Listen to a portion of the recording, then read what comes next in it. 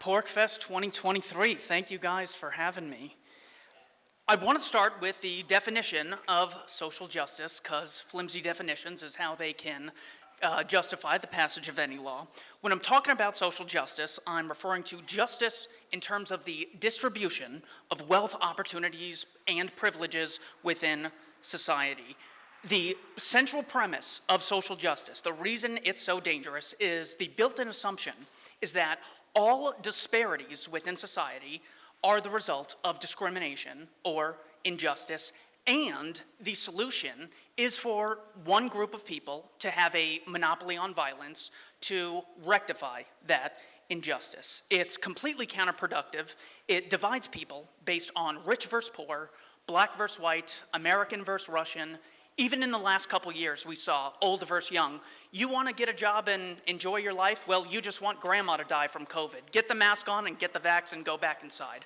So switching from arbitrary divides, age, gender, nationality, the true divide that the Free State Project does such a great job in promoting are the people in the world who achieve their ends through voluntary exchange and those who achieve their ends through violence or threats thereof. This assumption is, by the way, held by almost all university professors, the Democratic Party, many Republicans, corporate marketing campaigns, Hollywood, and basically everyone in the corporate press. So, I want to start off with a little trivia. What do the following names have in common? Dylan Noble, Margarita Victoria Brooks, Robert Sycon, Chad Michael Breinhold, Daniel Schaefer, Zachary Hammond, Tony Timpa, Kelly Thomas, Justine Damond, Ashley Babbitt, and Duncan Lemp. What do those names have in common? Unarmed whites murdered by the police. Now, if you are a social justice advocate, what's really important is the race of these people. If you are one of us, you realize that the central issue is some people claiming the right to initiate violence against others. I didn't think of wind in an outside speech. Okay.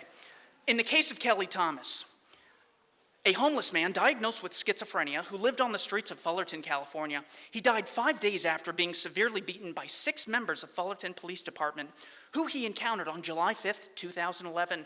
Medical records show that bones in his face were broken and he choked on his own blood. The amazing thing is this is all caught on security camera. On January 13th, 2014, Ramos and Cincilli were found not guilty on all charges, while the trial for the third officer, Wolf, was pending. The case of Tony Timpa. On August 10th, 2016, Tony Allen Timpa, an unarmed 32-year-old man, was killed in Dallas, Texas by police officer Dustin Dillard.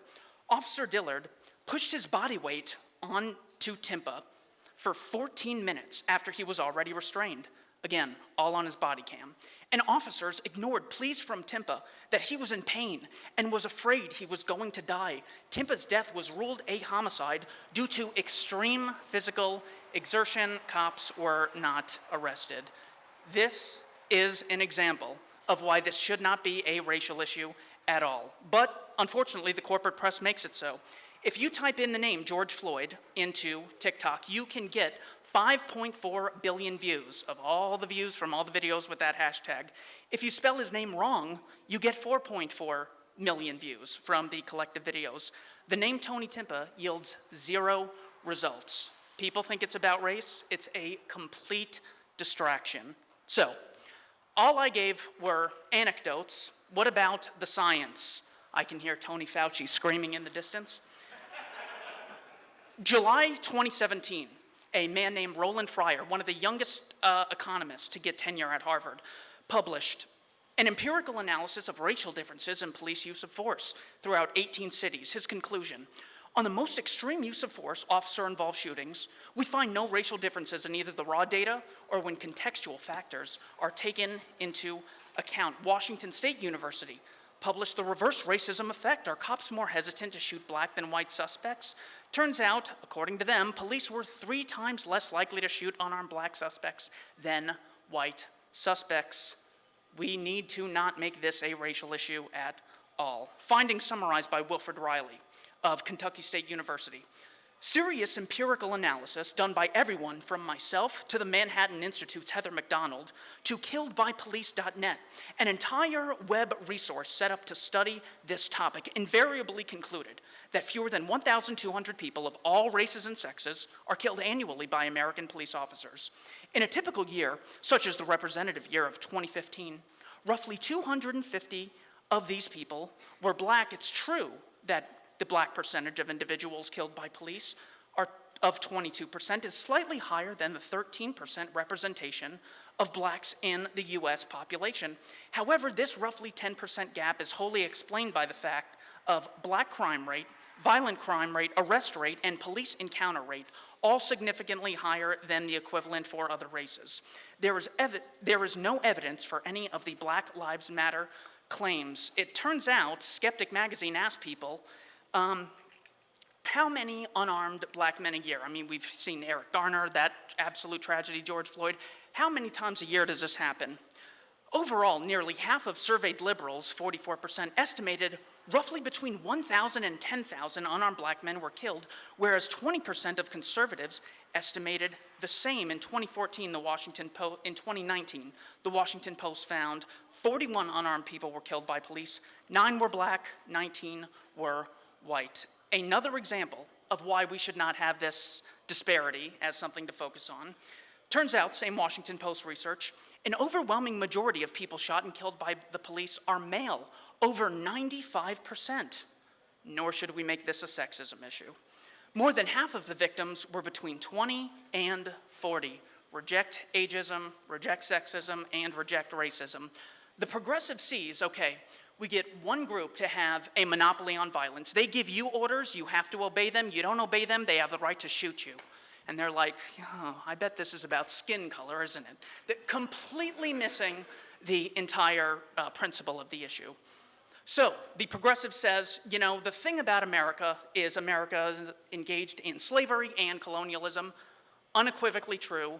However, it turns out that slavery is probably the least unique thing about America. Looking at the Code of Ur-Nammu from Mesopotamia, written in the Sumerian language, in 2100 BC, mentions slavery 7 times. 2 examples: if a slave marries a slave and that slave is set free, he does not leave the household. If a slave escapes from city limits and someone returns him, the owner shall pay 2 shekels to the one who returned him. The Code of Hammurabi from 1755 before Christ mentions harboring fugitive slaves, marriage of women to slaves, warranties on sale of slaves, purchase of slaves abroad, going as far as to say, if a slave should declare to his master, "You are not my master," he, the master, should bring charge and proof against him that he is indeed the slave, and his master shall cut off his ear. At the height of American slavery, 1860, the population was 31.4 million people. There were around 393,000 slave owners. So at its height, we had about 1% of the people owning slaves, and that's the generalization that is given to Americans. Court ruling on Anthony Johnson and his servant from 1655. The Northampton County Court ruled in favor of Anthony Johnson, a free man of African descent, when he was accused of keeping an indentured servant as a slave. The social justice advocate, who sees everything in terms of oppressor versus oppressed, doesn't say it's the initiating violence that's wrong. They just focus on the skin color. So we should not be surprised when they don't understand that something like military conscription, most recently implemented by Vladimir Zelensky on February 24th of 2022, forcing people to perform terrible things in the worst working conditions imaginable, getting post-traumatic stress disorder, getting your limbs blown off, often dying, and they have no analysis of this because they don't understand or have yet to accept the principle that the Free Staters are providing. So they will often say that war has quite a bit to do about skin color. That's why we're okay with it happening to Muslims and people in the Middle East. The hole in this theory is that the same war hawks constantly brag about the mass white death of the American Revolution, the American Civil War, sometimes the Franco-Prussian War, the First World War, and they brag about the Second World War as well. In the First World War in America alone, there were 2.8 million conscripts out of the 4.8 million in the military. And in just those 2 to 3 years that America was part of it, 116,000 men were killed, many of them enslaved. On to the sexism part of social justice. There is a term called mansplaining, where men, in a very derogatory way, explain something frequently to a woman. Now, I went to school for, like 12 or 13 years. And a lot of that time was spent by people talking about really trivial stuff that was wasting my time and giving me busy work. All of them happened to be women, and it never occurred to me to come up with a term like, oh, look, the woman-splainers of the classroom are back, thanks so much. It would never occur to me to negatively judge people by their gender or race. Yet, it's the first thing that comes to mind of the Democrats who seek to divide us and destroy the social cooperation which makes the free market so great. Barack Obama comes out and says the wage gap is not myth, it's math, saying that disparities in income are proof of discrimination. They say corporations just want money. Also, they pay men 25% more just because they're men, and they only care about money. Apparently, the sitting president held this actual belief. Turns out the wage gap doesn't account for the type of job being worked, number of hours worked, number of skills, the experience, or the value created. If both Mila Kunis and I do the same job, we create different value, so she's going to get paid way more. Nothing nefarious, no need to start a Male Lives Matter movement and start ruining people's businesses they've worked decades to build. Women, while 50% of the population, make up 89% of public elementary school teachers. So what? This is the result of choice. There is nothing wrong with disparities that we see everywhere, including nature. Tornadoes are not evenly distributed around the world. Hurricanes are not evenly distributed. Zebras are not evenly distributed around the world. We don't find equality anywhere in nature. Workplace deaths, Bureau of Labor Statistics 2018. 413 women died on the job. Men, 4,837. No evidence of discrimination. Men tend to take more risk in the job marketplace. Nothing nefarious about that at all. We see inequality everywhere. Brian Kaplan, author of Don't Be a Feminist, says, you can make this unnecessary divide in the same exact opposite direction than feminists do. For example, men are overrepresented at the bottom levels of society. They do most of the nasty, dangerous work and are much more likely to be homeless or imprisoned and much more likely to kill themselves. Men spend much more time on the job than women. The law heavily favors women in child custody support disputes. Men are more likely to be victims of violent crime. Men are much more likely to die in combat. In fact, during serious military conflicts, they face military slavery, the draft. For more on that, check out the Selective Service Act. Thank you, Jimmy Carter. Women sometimes view men as success objects. Other examples, men pay more for car insurance because they are more aggressive and get in more accidents. Men pay more for life insurance. They take more risks and die younger. There's a spending gap. When a man and a woman go on a date, it tends to be the man who pays. What an injustice. Who gives a fuck? These are people making voluntary exchanges. Finally, the one that I was actually brought to the light from, Louis J. Gomez, passively mentioned, how barbaric is circumcision? The baby's first experience out of the womb, and they torture it. And I saw 1 or 2 videos, and I changed my mind in 5 minutes. I'm like, this is absolute sexist torture. One example of sexism, okay. When it comes to disparities in wealth, the average 20-year-old, according to Forbes, earns $38,000 a year. The average 45-year-old earns $64,000 a year. Anyone think we need an equal age pay legislation? Please, Nancy Pelosi, give us equal pay. Yeah, there's probably a disparity because they have different jobs and everything else. Black Enterprise Institute finds that the Nielsen research finds that the median household income for foreign-born blacks is 30% higher than US-born blacks. There is a disparity as a result of skills. It's not just the skin color, which progressives make all of us worse off by focusing on. Actually, they make themselves feel terrific for about 5 minutes a day, so never mind, keep up the good work. Median US household income in 2018 from the US Census Bureau, these are the groups that earned more than whites. Indian Americans, Taiwanese Americans, Chinese, Japanese, Pakistani, Filipino, Indonesian, Korean, Cambodian, Hmong, and Vietnamese, and we should not ever vilify people based on their income unless they get it through involuntary methods.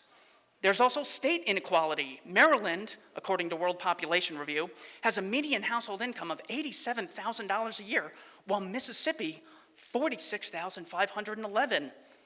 There is no reason Mississippians and Marylandians should hate each other or say, there's Maryland privilege, quick, grow the state again. Oprah Winfrey has a net worth of $3.5 billion. Any guesses as to her siblings, Patricia Lee Lloyd, Jeffrey Lee, and Patricia Lofton? 1 billion, 2 billion? Turns out you can't even find it. It's so small. Unfortunately, one of them passed away. They also are extremely unequal in the amount of airtime that they got.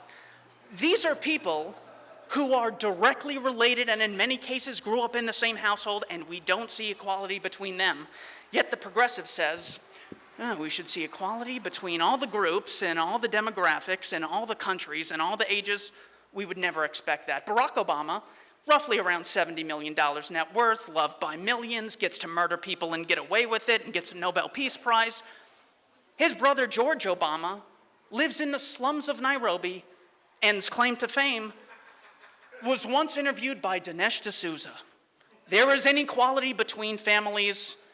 I had to Google the Baldwin brothers. That has to be an example. Alec Baldwin, 120 times wealthier than his second wealthiest sibling. This is something referred to as the iron law of oligarchy. How many people can write a song as good as Marshall Mathers? How many people can manage a company as good as Steve Jobs? And what percentage of people would you say are as funny as Chris Rock? We don't see equality anywhere. Iron law of oligarchy is defined. Rule by an elite or oligarchy is inevitable as an iron law within any democratic organization as part of the tactical and technical necessities of the organization. Very domineering personalities tend to get more attention than others. Michael's theory states that all complex organizations, regardless of how democratic they are when started, eventually develop into oligarchies. Michael's observed that since no sufficiently large and complex organization can function purely as a direct democracy, power within an organization will always be delegated to individuals within that group, elected or otherwise. The example he gives is, say that you have a workplace and you are just so sick of the bourgeoisie, you can't take another day of them, so you form a union. Well, not everyone wants to go to this union meeting, and not everyone has ideas for the union meeting. Not everyone's going to speak up about their ideas. Not everyone's ideas are going to get equal support. So you end up with Jimmy Hoffa and his 3 friends running the meeting in an oligarchical form. The iron law of oligarchy is why progressivism is a fool's errand. When it comes to disparities, there's 3 views, one by the left, one by the some on the right, and one that I believe the libertarian movement should embrace. First, we have critical theory. Disparities are the result of discrimination. Genetic determinism. Disparities are the result of the races having evolved in different climates. And third, we have culturalism. This is the one libertarians should unequivocally embrace. Summarized by Niall Ferguson in his book Civilization, The West and the Rest. Institutions are, of course, in some sense, the products of culture. But because they formalize a set of norms, institutions are often one thing that keep a culture honest, determining how far it is conducive to good behavior rather than bad. To illustrate the point, the 20th century ran a series of experiments imposing 2 quite different institutions on 2 sets of Germans in the West and East, 2 sets of Koreans in the North and South, and 2 sets of Chinese, inside and outside the People's Republic. The results were very striking and the lesson crystal clear. If you take the same people with more or less the same culture and impose communist institutions on one and capitalist institutions on another, almost immediately there will be a divergence in the way they behave. If it was all about race, we wouldn't see disparities in North and South Korea or East and West Germany. We should reject racism and embrace culturalism and the free market. Thomas Sowell summarized his findings in a book titled Black Rednecks and White Liberals. Many of the social or cultural differences between American blacks and American whites nationwide today were in antebellum times pointed out as differences between white Northerners and white Southerners. These include ways of talking, rates of crime and violence, children born out of wedlock, educational attainment, and economic initiative. While only 1/3 of the antebellum white population of the United States lived in the South, at least 90% of American blacks lived into the South on into the 20th century. In short, the great majority of blacks lived in a region with a culture that proved to be less productive and less peaceful for its inhabitants in general. Moreover, opportunities to move beyond that culture were more restricted from blacks. Wilfred Riley of Kentucky State summarizes his findings. The Black Lives Matter movement alone staged 2,406 major marches against racism in the past few years alone. However, any serious claim that contemporary or recent bigotry is the cause of phenomena such as 75% black illegitimacy rate founders on 3 rocks. First, these problems did not exist among blacks or anyone else when racism was much worse. 2, these problems do not exist for successful dark-skinned African and Asian immigrants to the USA. And 3, many or most such problems do exist among poor whites. Therein lies another reason why racism is so counterproductive. Thomas Sowell summarizes his findings in Civil Rights Rhetoric or Reality. Japanese immigrants to the United States also encountered persistent and escalating discrimination, culminating in their mass internment during World War II. But by 1959, they had about equaled the income of whites, and by 1969, Japanese American families were earning nearly 1/3 higher incomes than the average American family. Now let's look at where the black community was before progressives got real nice and decided to help them.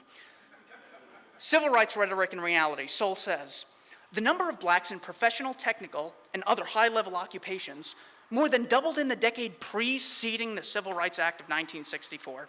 In other occupations, gains by blacks were greater during the 1940s when there was practically no civil rights legislation. In various skilled trades, the income of blacks relative to whites more than doubled. Affirmative action, one of the crown jewels of the Democrats. Hiring pressures to make it more costly to have no minority employees, but continuing affirmative action pressures at the promotion and discharge phases also make it costly to have minority employees who don't work out well. The net effect is to increase the demand for highly qualified minority employees while decreasing the demand for less qualified minority employees or for those without a sufficient track record to reassure employers. Walter Williams went to the numbers. He said, today we see such a big gap between white and black youth unemployment. So since it's the cause of racism, when racism was much worse, we should see a much bigger disparity. Turns out in 1948, white youth unemployment, 10.2%, black unemployment was 9.4%. This is where the black community was before Democrats got so nice and started helping. When it comes to overrepresentation within prisons, men are like 50% of the population and 95% of those on death row, 95% of those killed by police, and 90-something of those currently in prison. This is the result of men being more violent than women.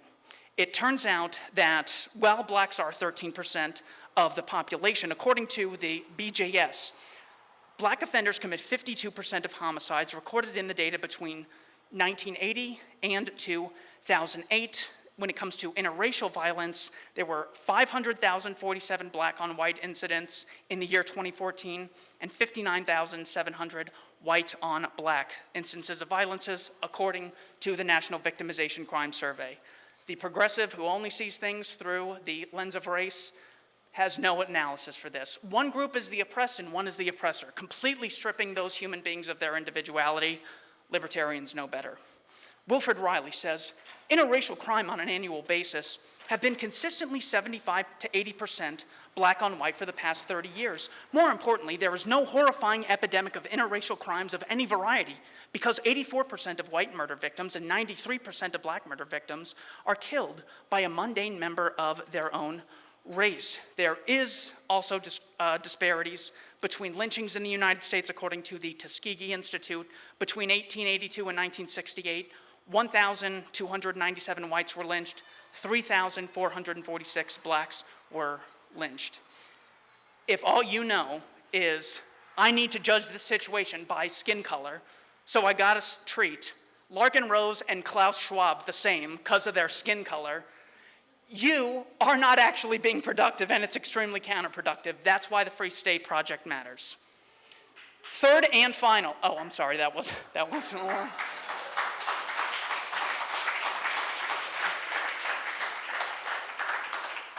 What's more embarrassing? I didn't expect the wind to blow, or I didn't bring up water. We'll take a vote at the end of this. Number 3, the third pillar of social justice, homophobia. This generally means fear of homosexuals or hatred of members of the LGBTQ plus community. June 12th, 2016, a man named Omar Mateen went into the Pulse nightclub in Orlando, Florida, murdered 49 people, injured 53, and held people hostage. Here is Barack Obama summarizing the events 4 days later. This was an attack on the LGBT community.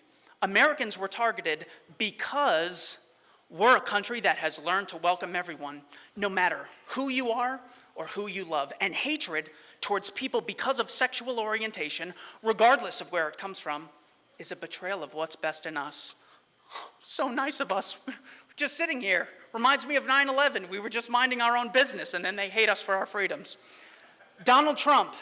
Let's go to the total opposite side of the aisle. Donald Trump. What does he have to say about this? This is a very dark moment in America's history. A radical Islamic terrorist targeted the nightclub, not only because he wanted to kill Americans, but in order to execute gay and lesbian citizens because of their sexual orientation. It's a strike at the heart and soul of who we are as a nation. It's an assault on the ability of free people to live their lives, love who they want, and express their identity. Okay, all inspiring. It turns out, just because the club happened to be a gay club does not mean he was targeting the club because of that. It was also mostly young people. It's not because he had anything against young people. It was in Florida. He didn't have anything against Florida, and Floridians in particular. Now, a reminder that much like a protest, the purpose of terrorism is to amplify a message, not conceal it. So we actually have a transcript of the Omar Mateen phone call. Listen in, see if you detect sexism, homophobia, hatred of Americans, hatred of Christians. Here's what he says. You have to tell America to stop bombing Syria and Iraq. They are killing a lot of innocent people. What am I to do here when my people are getting killed over there? You get what I'm saying? You need to stop the U.S. airstrikes. Tell the U.S. government stop the bombing. They are killing too many children. They are killing too many women, okay? I feel the pain of the people getting killed in Syria and Iraq. They need to stop bombing Syria and Iraq. The U.S. is collaborating with Russia, and they are killing innocent women and children, okay? The airstrikes need to stop and stop collaborating with Russia, okay? The airstrikes need to stop. You see, now you feel how it is. Now you feel how it is. Far from being paranoia, the Council on Foreign Relations actually published the number of bombs dropped on Syria and Iraq in this year, 2016. Syria, 12,192. Iraq, 12,095. If you walk into the Capitol building without a permission slip, you're a terrorist. Dropping 24,000 bombs on two countries who never initiated violence against America, that's just public service. I mean, what's wrong with keeping people safe? Turns out The Intercept got their hands on some of these documents relating to a portion of these bombings. According to The Intercept, when it was good with Glenn Greenwald, not today. During one 5-month period of the operation, according to the documents, nearly 90% of the people killed in airstrikes were not the intended target. In Yemen and Somalia, where the U.S. has far fewer limited intelligence capabilities to confirm the people killed are the intended targets, the equivalent ratios may be much worse than 90% of people killed who were not the intended target. And by the way, for them to determine intended target, they basically play like 6 degrees from bin Laden. If you were ever in a country that experienced radicalism, you're an intended target. Lori Calhoun works with me at the Libertarian Institute. She said that at one point it was all men ages 16 and older who were considered military targets. Very devastating. Again, even though men were the only people in that document who were considered okay to kill, the problem is not gender. Or else we'd just say, yeah, you got to include 16-year-old women onto that too. That's not the issue. The problem is the initiation of violence. That's why the Free State matters. More on the homophobia issue. 2019, Time magazine says, between 1944 and 2016, at least 7,800 suspected assailants sexually abused 12,254 boys in the Boy Scouts, one of many examples of gay-on-straight violence. Social justice has no answer. They don't know whose side to take. Libertarians, of course, do. New York Times, 2023, more than 450 credibly accused child sexual abusers have ministered in the Catholic Church in Illinois over almost 7 decades. Why we would call that gay-on-straight violence and say we need to have a gay humility month and a straight pride month in response to that is ridiculous. Treat people like voluntarists and violence advocates. There is quite a bit for Americans to be proud of. It's commonly known that it's not that these issues are so difficult to understand, but people don't want to understand them. They want heroes to admire and people to vilify. When it comes to being proud of America, I think there are a few things we can look at. The Wright brothers, a couple bike shop owners, were able to design something that gave massive flight to the vast majority of human beings, and not just the wealthy, not just the one percenters. I came here on a plane thanks to them, mostly. When it comes to people like Jeff Bezos, drastically decreasing the cost of accessing goods and services. People like Steve Jobs, who gave people access to iPhones. Henry Ford, who made the car much more available than it otherwise would have been to people at lower income levels. Cornelius Vanderbilt, giving steamship access and railroad access to people at lower incomes. Andrew Carnegie making everything cheaper because he made steel cheaper and in the production process, therefore made everything else cheaper. Not to mention the Declaration of Independence is a pretty damn fine document. So, when it comes to what should people be divided on, nothing arbitrary. When it comes to skin color, when it comes to gender or income, or what geographical area you exited your mother when you were born, whether you're an immigrant or a citizen, completely arbitrary. We need to lead the anti-sexism, anti-racism movement, embrace culturalism, and the non-aggression principle. PorcFest 2023, thank you so much for your time.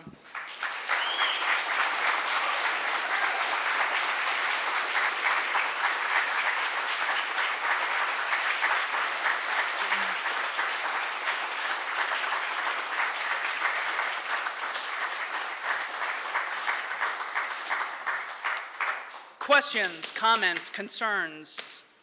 By the way, anyone who wants the Voluntarist Handbook, which is the 50 essays that turned me from being a progressive to being a voluntarist, please check out libertarianinstitute.org. We are creating a free educational archive. You know how progressives say, we believe in free education. Also, textbook, $500, taking 30% of your fucking income and giving it to professors. We actually believe in giving people access to a free education at the Libertarian Institute. Go to libertarianinstitute.org, type in Winston Churchill, agricultural subsidies, Yemen, Ukraine, NATO, everything you have at your fingertips. When it comes to any questions or objections, things I need to work on, anything come to mind, Larkin Rose.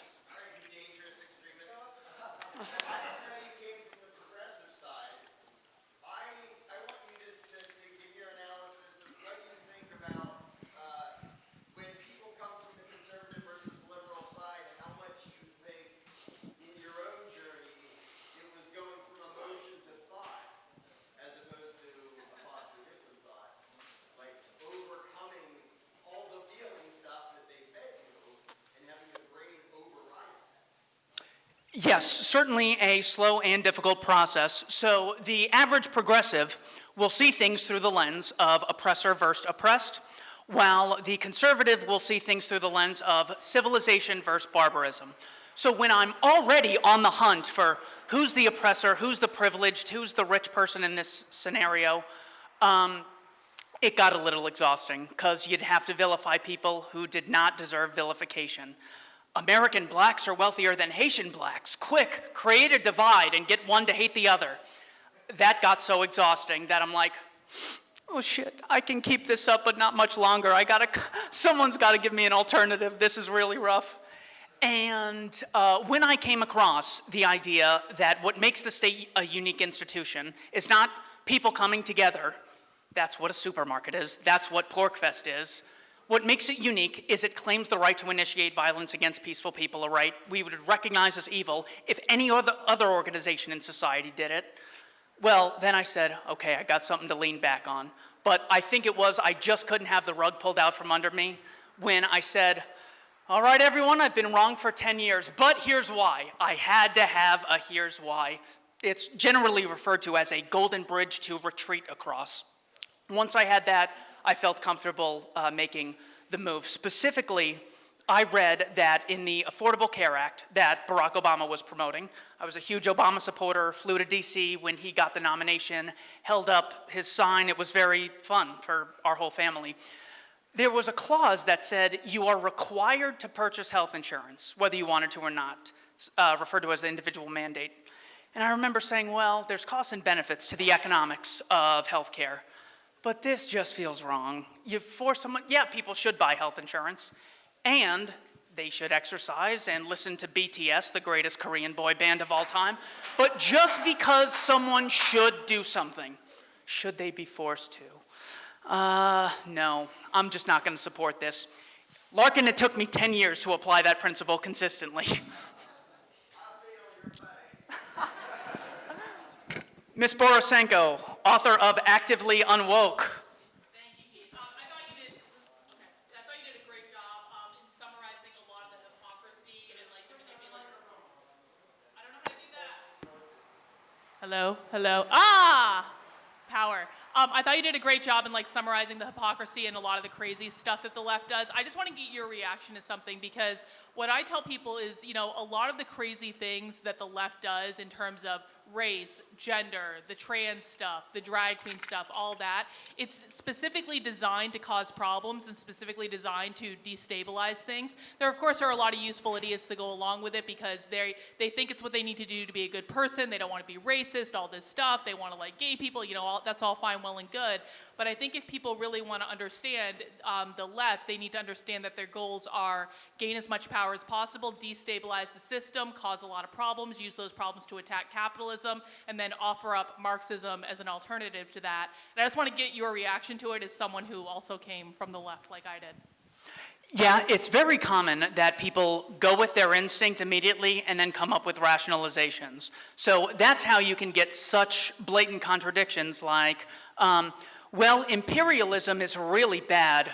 Also, all 330 million Americans must obey Washington, D.C. If you believe in secession, you are basically Benito Mussolini and Robert E. Lee pushed together. So the only way that someone can completely ignore that is if they've already had the instinct to, I want to achieve this end, whatever the progressive or conservative end may be. And when they come up with those rationalizations, their brain is able to do mental tricks that we still to this day do not understand even with all the psychology. So yes, it definitely exists in progressive. It's not unique to progressives. One of the great lessons throughout history is that when any group of people has the ability to make others bend to their will without any checks and balances, they tend to use it. That's why we've seen slavery exist everywhere since the beginning of time and exist today with military conscription. People who say slavery was inherently immoral. Also, thank God for the troops. I don't care if they have murdered innocent people. They put their lives on the line. Unless they're Russian troops, then they're evil. Their sacrifice doesn't matter. So these rationalizations and inconsistencies are just so common. Just like everyone bullied up on Germany after the First World War when they were weak, and that's why NATO expanded after the fall of the Soviet Union, because anytime there are people in vulnerable situations, they tend to be taken advantage of. And that's why anarchism is so vitally important. It's the only true check and balance within a society, the freedom to disassociate with bad actors is why anarchism is superior to all forms of statism.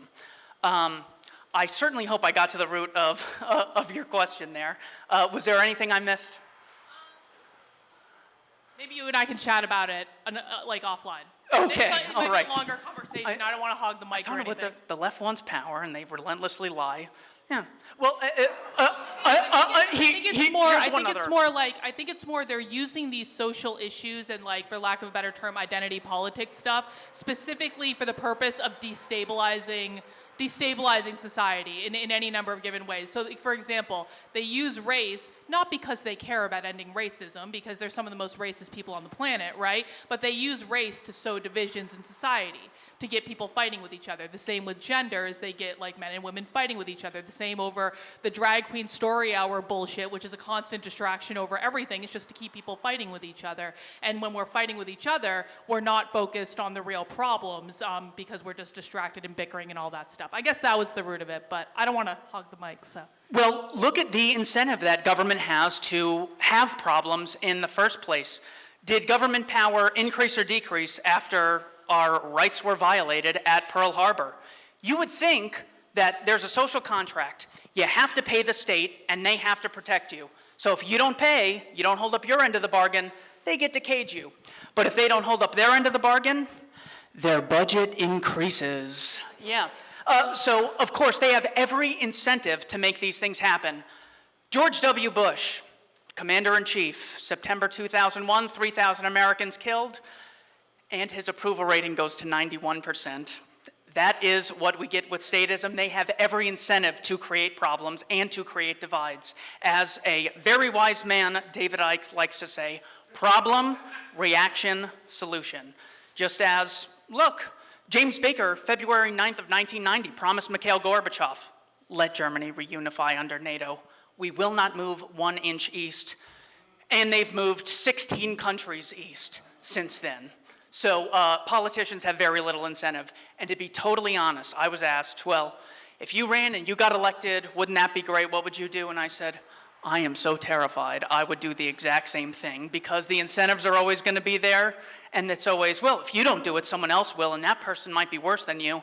That's why attacking the state at its root is so foundational. And getting away from this arbitrary evil bullshit is also vitally important. Any questions? Did I get anything wrong? I'm going to assume I got everything right if no one starts complaining about stuff. Porkfest, thank you guys so much for having me.